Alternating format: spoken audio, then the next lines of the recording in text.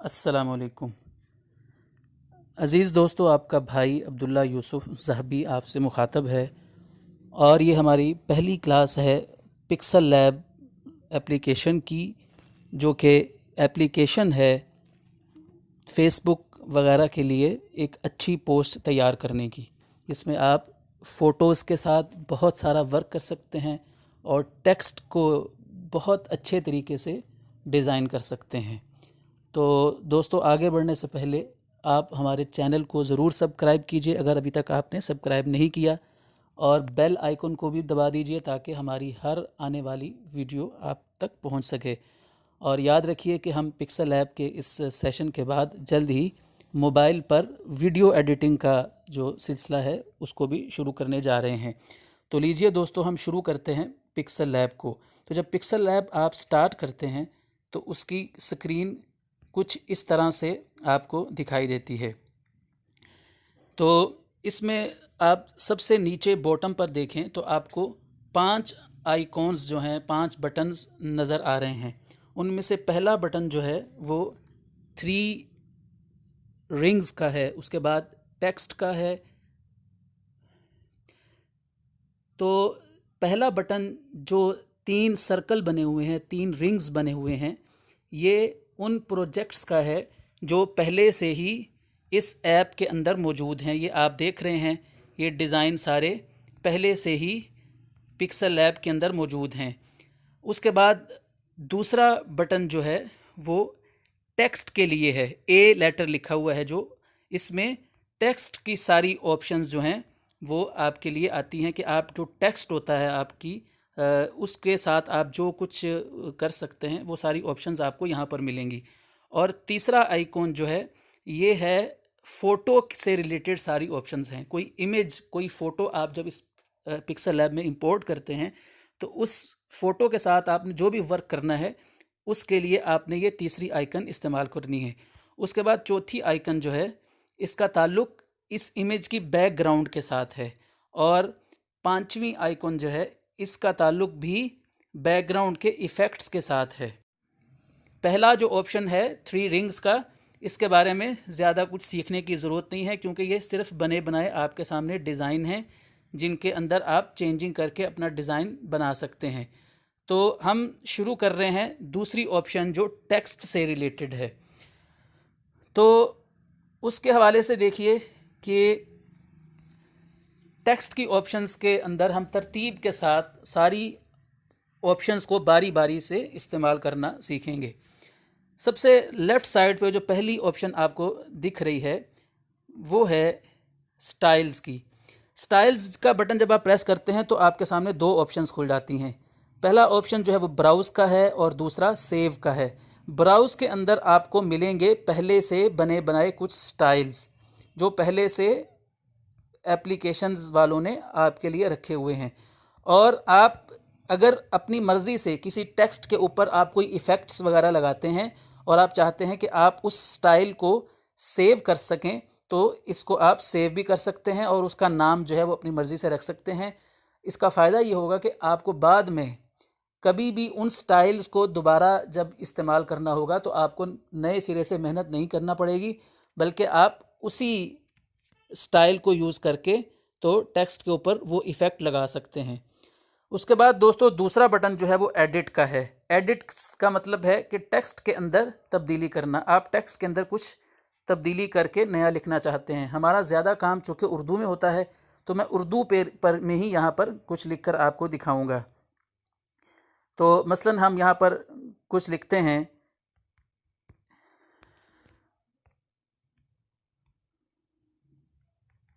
ये आप देखिएगा मैंने एक तहरीर यहाँ पर लिखी है, इसको ओके कर दिया है।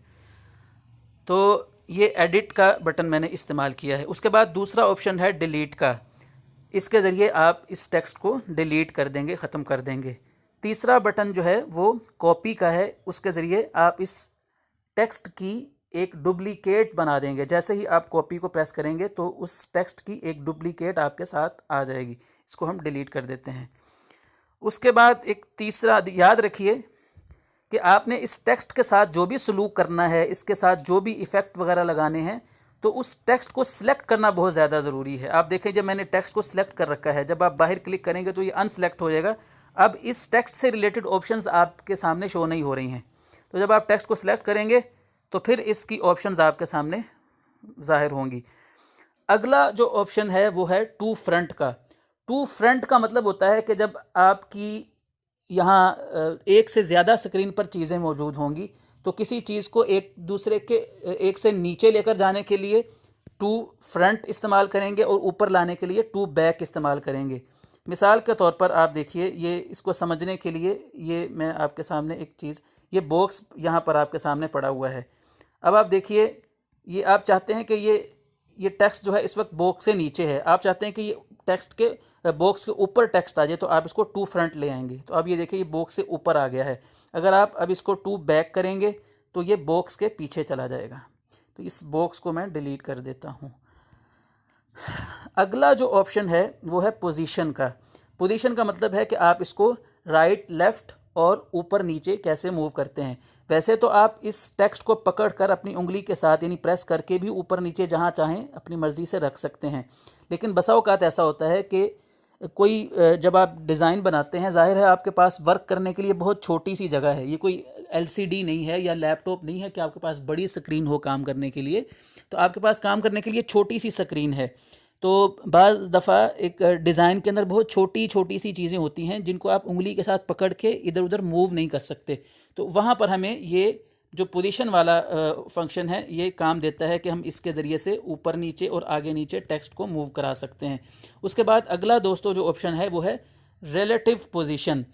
इसको जब आप प्रेस करते हैं तो आपके सामने ये 6 ऑप्शंस आ जाती हैं। पहली ऑप्शन जो है ये राइट की है, दूसरी लेफ़्ट की है, तीसरी जो है ये डाउन की है और चौथी जो है वो अप की है।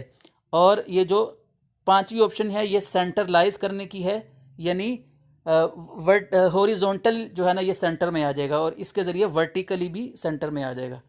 तो ये आपका ऑप्शन है रिलेटिव पोजीशन, इसका मतलब है। अगला है साइज़ का ऑप्शन। वैसे आप साइज़ को यहाँ लेफ़्ट, ये जो आपको गोल दायरा यहाँ पर नज़र आ रहा है कोने पर, यहाँ से पकड़ कर भी आप छोटा बड़ा इसको कर सकते हैं।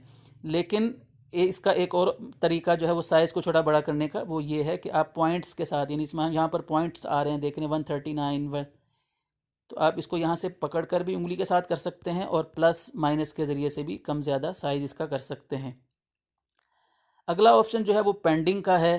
पेंडिंग जो है वो आपको जो टेक्स्ट बॉक्स बना हुआ है, आप देख रहे हैं बॉक्स, उसके गिर्द आपका टेक्स्ट जो है वो लेफ़्ट और राइट जो है वो पेंडिंग इसकी होती है, ये आप देख रहे हैं। इन चीज़ों की बहुत ज़्यादा ज़रूरत नहीं पड़ती है। उसके अगला ऑप्शन है कलर का। कलर में आप टेक्स्ट का जो कलर है वो चेंज कर सकते हैं।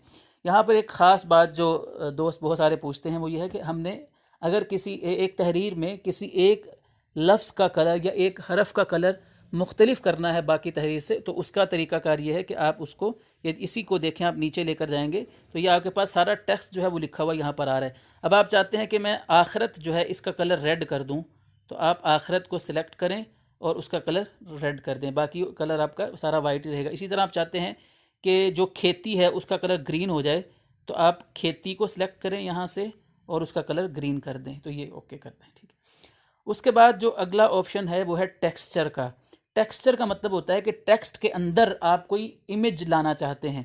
इसको सिलेक्ट करेंगे तो वो आपसे पूछेगा कि कौन सा आपने टेक्सचर सेलेक्ट करना है। आप अपनी इसको प्रेस करेंगे तो गैलरी के ज़रिए से आप इमेज यहाँ पर इंपोर्ट कर सकते हैं। उसके बाद है ओपेसिटी। ओपेसिटी के ज़रिए आप किसी टेक्स्ट को कितना कम या ज़्यादा दिखाना चाहते हैं। बसा औक़ात आपको ज़रूरत पड़ती है कि आप किसी इमेज के अंदर किसी टेक्स्ट को बैकग्राउंड में हल्का सा दिखाना चाहते हैं, तो उसके ज़रिए आप इसकी ओपेसिटी कम करेंगे तो आप देखें ये लाइट होता जा रहा है, ओके। उसके बाद अगला जो है वो रोटेट का है। रोटेट करने के देखें 2 तरीके हैं। एक तरीका तो ये है कि ये जो टेक्स्ट बॉक्स आपके सामने नज़र आ रहा है इसके नीचे एक गोल कर्व सा बना हुआ है, इसको भी पकड़कर आप इसको घुमा सकते हैं अपनी मर्ज़ी से। लेकिन यहाँ से रोटेट करेंगे तो यहाँ से एंगल वाइज जो है वो आप रोटेट कर सकते हैं। ये देखें आप एंगल वाइज, ये 90 का एंगल है, ये बिल्कुल सीधा 90 का एंगल है, और इसी तरह ये आप कम ज़्यादा इसको एंगल अपनी मर्ज़ी से कर सकते हैं। अगला ऑप्शन जो है वो मास्क का है। मास्क के ज़रिए आप टेक्स्ट को कोई ख़ास शेप देना चाहते हैं, कोई ख़ास शेप टेक्स्ट को देना चाहते हैं, तो वो आप इसके ज़रिए से दे सकते हैं। इसमें से कोई हिस्सा जो है आपका गायब भी हो सकता है, डिज़ाइन से मुताबिक आपको बाज़ दफ़ा टेक्स्ट जो है वो चाहिए होता है। उसके बाद अगला ऑप्शन जो है वो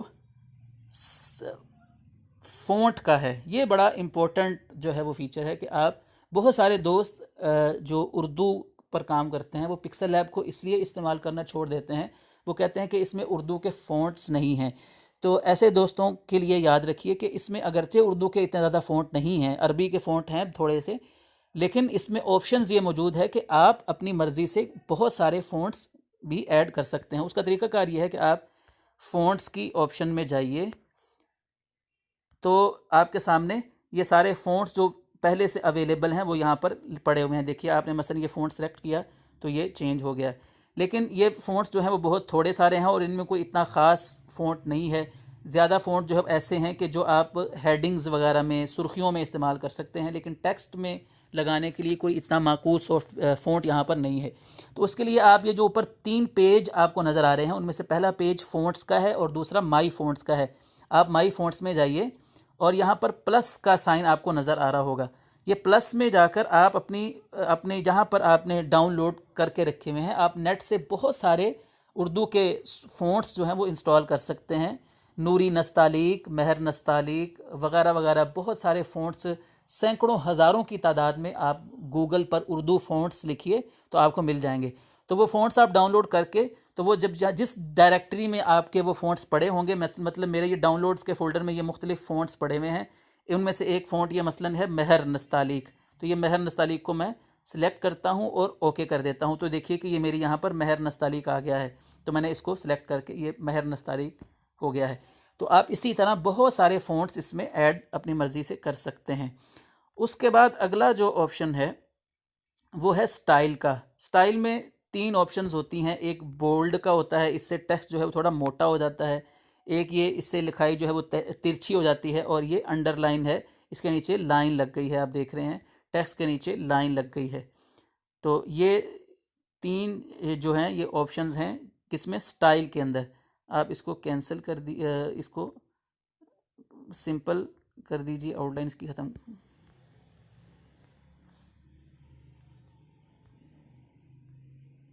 ओके। उसके बाद अगला ऑप्शन जो है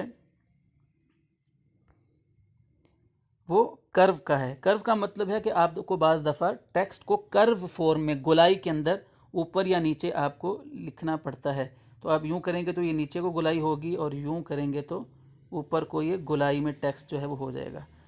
ये कर्व है। बैकग्राउंड के ज़रिए से आप इस कलर, टेक्स्ट के पीछे कलर में बैकग्राउंड कोई भी कलर अपनी मर्ज़ी से आप लगा सकते हैं। इसके अंदर मज़ीद ऑप्शंस ये हैं कि लेफ़्ट या राइट आप इसको लाइन को जो है वो बढ़ा सकते हैं। इसको पेंडिंग बोलते हैं। और ऊपर भी और नीचे भी आप मर्ज़ी से, बाज़ दफ़ा ये डिज़ाइन में आपको ज़रूरत पड़ जाती है कि आप टेक्स्ट को नुमायाँ करने के लिए उसके नीचे को इस तरह का बॉक्स लगाते हैं। इसमें 2 तरह की ऑप्शंस होती हैं, एक कलर है और दूसरा ग्रेडियंट है।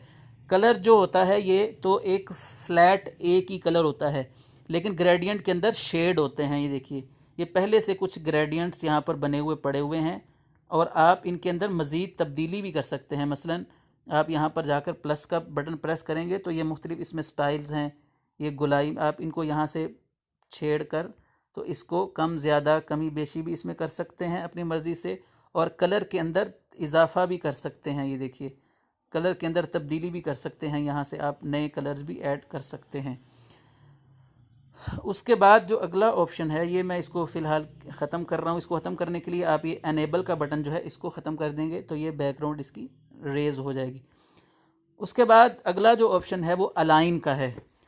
अलाइन का फंक्शन जो है वो देखने के लिए मैं इस तहरीर को थोड़ा सा बढ़ाता हूँ। इसको मज़ीद हम जो है वो इसको इसमें तहरीर शामिल करते हैं। मसलन ये देखिए, अब ये तहरीर जो है वो 2 लाइनों में आ गई है। अलाइन का मतलब ये है कि आपका जो टेक्स्ट बॉक्स है उसमें टेक्स्ट राइट पर हो, लेफ़्ट पर हो या सेंटर में हो। तो ये लेफ़्ट वाला बटन प्रेस करेंगे तो आप देख रहे हैं कि तहरीर सारी लेफ़्ट में चली गई है। राइट वाला बटन प्रेस करेंगे तो सारी तहरीर आपकी लेफ़्ट में चली गई है, और सेंटर वाला बटन प्रेस करेंगे तो तहरीर जो है वो सेंटर में आ गई है। नीचे जस्टिफाई है, ये टेक्स्ट को दोनों साइडों से बराबर कर देता है। उसके बाद स्पेसिंग है। स्पेसिंग में आप अल्फाज के दरमियान जो स्पेस है, जो फासला है, उसको कम या ज़्यादा कर सकते हैं। ये देखिए अल्फाज के दरमियान फासला कम या ज़्यादा हो रहा है। उसके बाद लाइन स्पेसिंग है। बाज़ दफ़ा आपको लाइंस के दरमियान जो तहरीर है उसकी लाइनें जो हैं उनमें आपको कमी बेशी करनी पड़ती है, तो ये फ़ासला जो है वो लाइनों में वो आप देखिए आप इसके ज़रिए से कम या ज़्यादा कर सकते हैं। उसके बाद अगला ऑप्शन जो है वो स्ट्रोक का है। स्ट्रोक का मतलब है कि आपके टेक्स्ट के साइडों पर, किनारों में एक लाइन जो है वो लग जाती है, इसको स्ट्रोक बोलते हैं। स्ट्रोक में आप कलर भी लगा सकते हैं और ग्रेडियंट भी यहाँ पर लगा सकते हैं, और ये स्ट्रोक की विड्थ जो है वो भी आप देखें कि मोटी या पतली कर सकते हैं, और इसका कलर यहाँ से चेंज कर सकते हैं। ये देखिए ये स्ट्रोक जो है ये जहाँ जैसे जैसे मैं इसको कर रहा हूँ ये मोटी या बारीक हो रही है, इसको आप ओके कर दें। उसके बाद अगला जो ऑप्शन है वो शैडो का है। शैडो साये को कहते हैं, तो शैडो का कलर भी आप अपनी मर्ज़ी से कर सकते हैं, और इसका रेडियस जो है ये देखिए कम ज़्यादा कर सकते हैं, और उसकी ओपेसिटी जो है नज़र यानी दिखने का वो जो है उसका कि वो कितने % आपको दिखना है, 100% दिखाना है, कम दिखाना है, वो यहाँ से आप कर सकते हैं। उससे नीचे जाएंगे तो एक आउटर ग्लो है, यानी बहुत यानी एक्स्ट्रा शेडो जो है आप देखें, आप इसको जब प्रेस करेंगे तो ये बढ़ जाता है। ये देखिए काफ़ी, तो इसका कलर चूँकि वो ये देखिए ये अब आपको नज़र आ रहा है, ये ग्लो है। जब मैं इसको बंद करूँगा तो ये देखिएगा ये ग्लो है, ये काफ़ी हैवी जो है वो शेडो है। इसको ओके कर दीजिए। उसके बाद अगला ऑप्शन जो है वो इनर शेडो है। इनर शेडो दिखाने के लिए पहले मैं इसको ख़त्म कर देता हूँ। ख़त्म करने के लिए आप इसी ऑप्शन को एनेबल को जो है वो आप क्लोज़ कर देंगे तो ये ख़त्म हो जाएगा। इनर जो शेडो था वो बाहर को साया दिखा रहा था, और इनर शेडो जो है ये अंदर को साया जो है वो दिखाएगा। आप देखिएगा ये अंदर की तरफ साया जो है वो देखें आप नज़र आ रहा है अंदर की तरफ, ये इसका फंक्शन है। उसके बाद अगला जो है वो एम्बोज है। एम्बोज कहते हैं कि ऐसे जैसे कोई आपको बटन और उभरी हुई कोई चीज़ लगती है, कोई उभरी हुई चीज़ जैसे होती है वैसे आपको नज़र आएगी। आप इसको कर सकते हैं। इसकी जो उसकी जो डेप्थ है आप इसके ज़रिए से उसको कर सकते हैं। उसके बाद जो अगला है वो पर्सपेक्टिव है। आपको बाज़ दफ़ा टेक्स्ट को किसी रुख में, किसी तस्वीर के मुताबिक आपको इसको करना पड़ता है, तो इसके ज़रिए से आप देखिए कि आप टेक्स्ट को किसी भी एंगल में, किसी भी तरीके से लेकर जा सकते हैं। आपको बसा औकात टेक्स्ट को यूँ घुमाने की या किसी तरीके से ज़रूरत पड़ती है, तो आप इन ऑप्शंस के ज़रिए से कर सकते हैं। अगला जो ऑप्शन है वो 3D रोटेट का है, यानी आपका टेक्स्ट जो है वो वर्टिकली और हॉरिजॉन्टली ये देखिए ये मूव करता है। इन चीज़ों की आम तौर पर ज़रूरत नहीं पड़ती है। उसके बाद 3D टेक्स्ट है। ये भी देखिए कि टेक्स्ट जो है वो ये उभरा हुआ यूँ जैसे लगता है, और आप इसको एक कलर भी चेंज कर सकते हैं, और इसकी पोजीशन को भी इसको सबको छेड़कर ऊपर नीचे आगे पीछे कर सकते हैं। और उसके बाद 3D शेडो है। शेडो जो है वो आपके टेक्स्ट के नीचे एक साया सा जो है वो नीचे इसकी बैक पे दे देता है। और आखिर में जो रिफ्लेक्शन का बटन है उसमें इसको जब आप करते हैं तो आपके टेक्स्ट का नीचे रिफ्लेक्ट होकर वो उल्टा जो है वो साया सा नज़र आता है। इसको आप कम ज़्यादा और ऊपर नीचे कर सकते हैं। तो ये दोस्तों टेक्स्ट से रिलेटेड सारी जो हैं वो ऑप्शंस हैं जो आपने इस क्लास के अंदर सीखी हैं। तो इंशाल्लाह अगली क्लास में जो इसके अगली ऑप्शंस हैं, जो फ़ोटो के साथ आप कुछ इस पिक्सल ऐप के अंदर फ़ोटोज़ के साथ आप क्या कुछ कर सकते हैं, वो इंशाल्लाह इससे अगली क्लास में आपको सीखने का मौका मिलेगा। शुक्रिया।